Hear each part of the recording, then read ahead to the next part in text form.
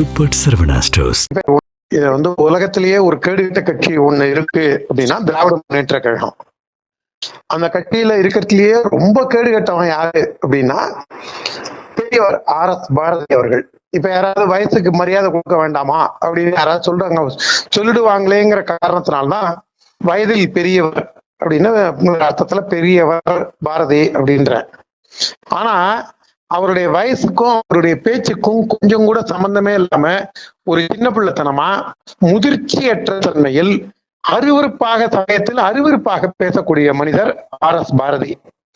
ஏற்கனவே அண்ணன் ராஜா அவர்கள் திராவிட முன்னேற்ற கழகத்தை பற்றியும் கருணாநிதியின் கடந்த கால செயல்பாடுகள் பற்றி குறிப்பிட்டு பேசிய பொழுதெல்லாம் RS பாரதி அவர்கள் அண்ணன் தர்ம போராளி மரியாதைக்குரிய அண்ணன் ராஜா அவர்களை பற்றி அருவருப்பான வகையில் பேசியது கடந்த கால வரலாறு. டிஎம்கேயோட ஜீனே அருவருப்பா பேசுறதான். அதுல சிங்கிள் அவுட் பண்ணி RS பாரதியை மட்டும் சொல்ல முடியாது. இது எதுக்காக சொல்றேன்னா, அவர் இன்னைக்கு இல்ல, அவரு ஆதி காலத்தில இருந்தே, அதுவும் அவர் கருணாநிதி இருந்த போதாவது கொஞ்சம் ஆக்கி வாசிச்சவரு. கருணாநிதியின் மறைவுக்கு பின்பாக அருவருப்பாக அசிங்கமாக ஒரு கேடுகட்டத்தனமாக மரியாதை கட்டத்தனமாக வயதுக்கு ஏற்ற பக்குவமாக இல்லாமல் பேசக்கூடிய நபராகத்தான் RS பாரதியை நான் பார்க்கின்றேன். நான் போற போக்குல சொல்ல அண்ணன் ராஜாவை பத்தி சொன்னது ஒரு உதாரணம் சொன்னேன்னா, நீதிபதிகள்லாம் பட்டியலின சமுதாயத்திற்கு நாங்கள் போட்ட பிச்சை அப்படின்னு சொல்லி ஒரு தடவை சொன்னார். அதுவும் உங்களுக்கு ஞாபகம் இருக்கும், மக்களுக்கும் ஞாபகம் இருக்கும். அப்ப நீதித்துறையில இவங்க தலையீடு இருக்குன்னு தான் அர்த்தம். ஆனா அதுல உண்மை என்னன்னா, அந்த குறிப்பிட்ட நீதிபதிக்கு கிடைக்க வேண்டிய பதவியை தடுத்தது திராவிட முன்னேற்ற கழகம்.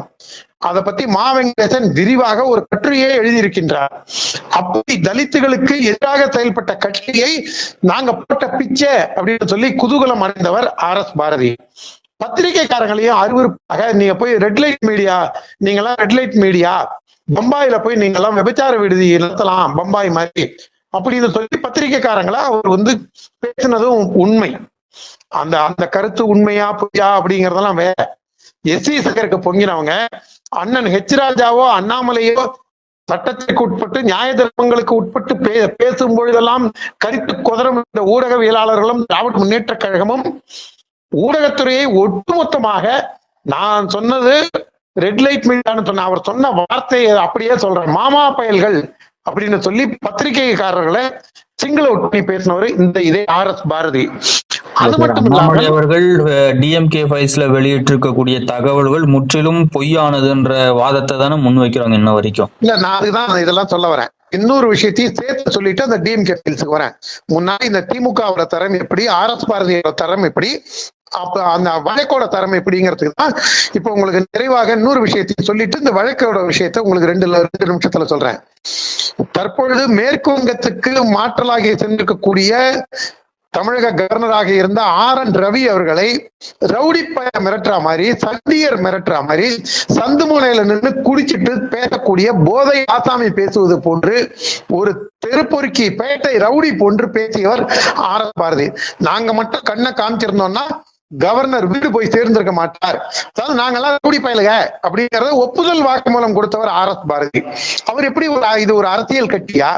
வன்முறை சித்தாந்தத்திலேயே ஊறி போன கட்சி, தோஞ்சி எழுந்துள்ள இந்த கட்சி திராவிட முன்னேற்ற கழகத்திற்கு ரவுடித்தனமாக பேசக்கூடியவர் தான் சட்டத்துறை செயலாளராக இருக்கின்றார் என்பதுதான் வருத்தமான உண்மை.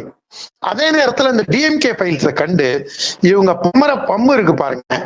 இவங்க நாங்க சட்ட ரீதியாக அதை செய்வோம் இதை செய்வோங்கிறாங்க. அண்ணாமலை அவர்களும் சட்ட ரீதியாக அதை எதிர்கொள்வதற்காக தான் வருகின்றார்.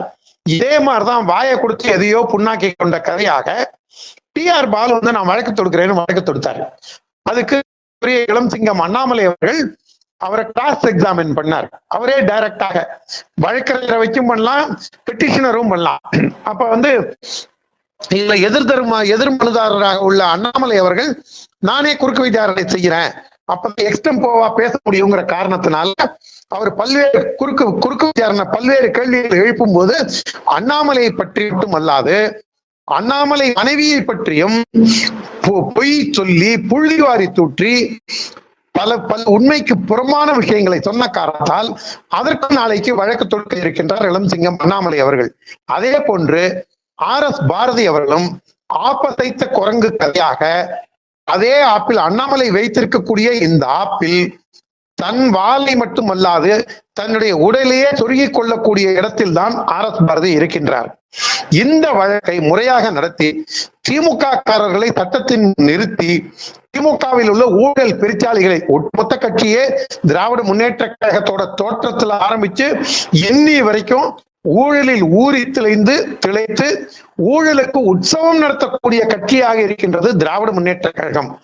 இந்த திராவிட முன்னேற்ற கழகத்தை நாங்கள் ஊழலுக்கு அப்பாற்பட்டவர்கள், ஊழலுக்கு நான் அப்பாற்பட்டவன் என்று கருணாநிதி ஒரு முறை சொன்னார். இந்த ஒட்டுமொத்த கட்சியை பார்த்து யாருமே வாயால திரிக்க முடியாத அளவுல தான் திமுகவோட செயல்பாடுகள் இருக்கின்றது.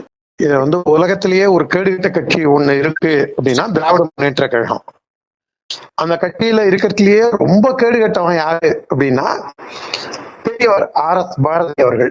இப்ப யாராவது வயசுக்கு மரியாதை கொடுக்க வேண்டாமா அப்படின்னு யாராவது சொல்றாங்க, சொல்லிடுவாங்களேங்கிற காரணத்தினால்தான் வயதில் பெரியவர் அப்படின்னு அர்த்தத்துல பெரியவர் பாரதி அப்படின்ற. ஆனா அவருடைய வயசுக்கும் அவருடைய பேச்சுக்கும் கொஞ்சம் கூட சம்பந்தமே இல்லாம ஒரு சின்ன பிள்ளைத்தனமா முதிர்ச்சியற்ற தன்மையில் அருவருப்பாக சமயத்தில் அருவருப்பாக பேசக்கூடிய மனிதர் ஆர்.எஸ். பாரதி. ஏற்கனவே அண்ணன் ஹெச் ராஜா அவர்கள் திராவிட முன்னேற்ற கழகத்தை பற்றியும் கருணாநிதியின் கடந்த கால செயல்பாடுகள் பற்றி குறிப்பிட்டு பேசிய பொழுதெல்லாம் ஆர்.எஸ். பாரதி அவர்கள் அண்ணன் தர்ம போராளி மரியாதைக்குரிய அண்ணன் ஹெச் ராஜா அவர்களை பற்றி அருவருப்பான வகையில் பேசியது கடந்த கால வரலாறு. டிஎம்கேயோட ஜீனே அருவருப்பா பேசுறதுதான். அதுல சிங்கிள் அவுட் பண்ணி ஆர்.எஸ். பாரதியை மட்டும் சொல்ல முடியாது. இது எதுக்காக சொல்றேன்னா, அவர் இன்னைக்கு இல்ல, அவரு ஆதி காலத்தில இருந்தே, அதுவும் அவர் கருணாநிதி இருந்த போதாவது கொஞ்சம் ஆக்கி வாசிச்சவரு. கருணாநிதியின் மறைவுக்கு பின்பாக அருவருப்பாக, அசிங்கமாக, ஒரு கேடுகட்டத்தனமாக, மரியாதை கட்டத்தனமாக, வயதுக்கு ஏற்ற பக்குவமாக இல்லாமல் பேசக்கூடிய நபராகத்தான் ஆர்.எஸ். பாரதியை நான் பார்க்கின்றேன். நான் போற போக்குல சொல்ல, அண்ணன் ஹெச் ராஜாவை பத்தி சொன்னது ஒரு உதாரணம் சொன்னேன்னா, நீதிபதிகள்லாம் பட்டியலின சமுதாயத்திற்கு நாங்கள் போட்ட பிச்சை அப்படின்னு சொல்லி ஒரு தடவை சொன்னார். அதுவும் உங்களுக்கு ஞாபகம் இருக்கும், மக்களுக்கும் ஞாபகம் இருக்கும். அப்ப நீதித்துறையில இவங்க தலையீடு இருக்குன்னு தான் அர்த்தம். ஆனா அதுல உண்மை என்னன்னா, அந்த குறிப்பிட்ட நீதிபதிக்கு கிடைக்க வேண்டிய பதவியை தடுத்தது திராவிட முன்னேற்ற கழகம். அதை பத்தி மா வெங்கடேசன் விரிவாக ஒரு கட்டுரையை எழுதியிருக்கின்றார். அப்படி தலித்துகளுக்கு எதிராக செயல்பட்ட கட்சியை நாங்க போட்ட பிச்சை அப்படின்னு சொல்லி குதூகலம் அடைந்தவர் ஆர்.எஸ். பாரதி. பத்திரிகைக்காரங்களையும் அருவருப்பாக, நீங்க போய் ரெட் லைட் மீடியா, பம்பாயில போய் நீங்க எல்லாம் விபச்சார விடுதி நடத்தலாம் பம்பாய் மாதிரி அப்படின்னு சொல்லி பத்திரிகைக்காரங்களா அவர் பேசினதும் உண்மை. அந்த கருத்து உண்மையா பொய்யா அப்படிங்கறதெல்லாம் வேற. எஸ்.வி. சங்கருக்கு பொங்கினவங்க அண்ணன் ஹெச் ராஜாவோ அண்ணாமலையோ சட்டத்திற்கு உட்பட்டு நியாய தர்மங்களுக்கு உட்பட்டு பேசும் பொழுதெல்லாம் கருத்து குதறும் இந்த ஊடகவியலாளர்களும் திராவிட முன்னேற்ற கழகமும் ஊடகத்துறையை ஒட்டுமொத்தமாக, நான் சொன்னது ரெட் லைட் மீடியான்னு சொன்ன அவர் சொன்ன வார்த்தையை அப்படியே சொல்றேன், மாமா பயல்கள் அப்படின்னு சொல்லி பத்திரிகைக்காரர்களை சிங்கிள் அவுட் பண்ணி பேசினவர் இதே ஆர்.எஸ். பாரதி. அது மட்டும் அண்ணாமலை அவர்கள் டிஎம்கே ஃபைல்ஸ்ல வெளியிட்டிருக்கக்கூடிய தகவல்கள் முற்றிலும் பொய்யானதுன்ற வாதத்தை தானே முன்வைக்கிறாங்க இன்ன வரைக்கும். இல்ல, நான் அதுதான் இதெல்லாம் சொல்ல வரேன். இன்னொரு விஷயத்தையும் சேர்த்து சொல்லிட்டு அந்த டிஎம்கே ஃபைல்ஸுக்கு வரேன். முன்னாடி இந்த திமுகவோட தரம் எப்படி, ஆர்.எஸ். பாரதியோட தரம் எப்படி, அப்ப அந்த வழக்கோட தரம் எப்படிங்கிறதுக்கு தான் இப்ப உங்களுக்கு நிறைவாக இன்னொரு விஷயத்தையும் சொல்லிட்டு இந்த வழக்கோட விஷயத்த உங்களுக்கு ரெண்டு நிமிஷத்துல சொல்றேன். தற்பொழுது மேற்கு வங்கத்துக்கு மாற்றலாகி சென்றிருக்கக்கூடிய தமிழக கவர்னராக இருந்த ஆர்.என். ரவி அவர்களை ரவுடி பய மிரட்டுற மாதிரி, சண்டியர் மிரட்டுற மாதிரி, சந்து முனையில நின்று குடிச்சிட்டு பேசக்கூடிய போதை ஆசாமி பேசுவது போன்று ஒரு தெருப்பொறுக்கி பேட்டை ரவுடி போன்று பேசியவர் ஆர்.எஸ். பாரதி. நாங்க மட்டும் கண்ணை காமிச்சிருந்தோம்னா கவர்னர் வீடு போய் சேர்ந்திருக்க மாட்டார். அதாவது நாங்கெல்லாம் ரவுடி பயலுக அப்படிங்கறத ஒப்புதல் வாக்குமூலம் கொடுத்தவர் ஆர்.எஸ். பாரதி. அவர் எப்படி இது ஒரு அரசியல் கட்சியா? வன்முறை சித்தாந்தத்திலேயே ஊறி போன கட்சி, தோஞ்சி எழுந்துள்ள இந்த கட்சி திராவிட முன்னேற்ற கழகத்திற்கு ரவுடித்தனமாக பேசக்கூடியவர் தான் சட்டத்துறை செயலாளராக இருக்கின்றார் என்பதுதான் வருத்தமான உண்மை. அதே நேரத்துல இந்த டிஎம்கே ஃபைல்ஸ கண்டு இவங்க பம்பு இருக்கு பாருங்க, இவங்க நாங்க சட்ட ரீதியாக அதை செய்வோம் இதை செய்வோங்கிறாங்க. அண்ணாமலை அவர்களும் சட்ட ரீதியாக அதை எதிர்கொள்வதற்காக தான் வருகின்றார். இதே மாதிரிதான் வாயை கொடுத்து எதையோ புண்ணாக்கி கொண்ட கதையாக TR பாலு வந்து நான் வழக்கு தொடுக்கிறேன்னு வழக்கு தொடுத்தாரு. அதுக்கு இளம்சிங்கம் அண்ணாமலை அவர்கள் அவரை கிராஸ் எக்ஸாமின் பண்ணார். அவரே டைரக்டாக வழக்கறிஞரை வைக்கும் பண்ணலாம், பெட்டிஷனரும் பண்ணலாம். அப்ப வந்து இதுல எதிர் மனுதாரராக உள்ள அண்ணாமலை அவர்கள் நானே குறுக்கு விசாரணை செய்யறேன், அப்ப எக்ஸ்டெம்போவா பேச முடியுங்கிற காரணத்தினால அவர் பல்வேறு குறுக்கு விசாரணை பல்வேறு கேள்விகள் எழுப்பும் போது அண்ணாமலையை பற்றி மட்டும் அல்லாது அண்ணாமலை மனைவியை பற்றியும் பொய் சொல்லி புள்ளிவாரி தூற்றி பல உண்மைக்கு புறமான விஷயங்களை சொன்ன காரணத்தால் அதற்கு நாளைக்கு வழக்கு தொடுக்க இருக்கின்றார் இளம்சிங்கம் அண்ணாமலை அவர்கள். அதே போன்று RS பாரதி அவர்களும் ஆப்பசைத்த குரங்கு கதையாக அதே ஆப்பில் அண்ணாமலை வைத்திருக்கக்கூடிய இந்த ஆப்பில் தன் வாளை மட்டுமல்லாது தன்னுடைய உடலையே சொருகிக் கொள்ளக்கூடிய இடத்தில் தான் RS பாரதி இருக்கின்றார். இந்த வழக்கை முறையாக நடத்தி திமுக காரர்களை சட்டத்தின் நிறுத்தி திமுகவில் உள்ள ஊழல் பெருச்சாளிகளை ஒட்டுமொத்த கட்சியே திராவிட முன்னேற்ற கழகத்தோட தோற்றத்தில் ஆரம்பிச்சு எண்ணி வரைக்கும் ஊழலில் ஊறி திளைத்து ஊழலுக்கு உற்சவம் நடத்தக்கூடிய கட்சியாக இருக்கின்றது திராவிட முன்னேற்ற கழகம். இந்த திராவிட முன்னேற்ற கழகத்தை நாங்கள் ஊழலுக்கு அப்பாற்பட்டவர்கள், ஊழலுக்கு நான் அப்பாற்பட்டவன் என்று கருணாநிதி ஒரு முறை சொன்னார்.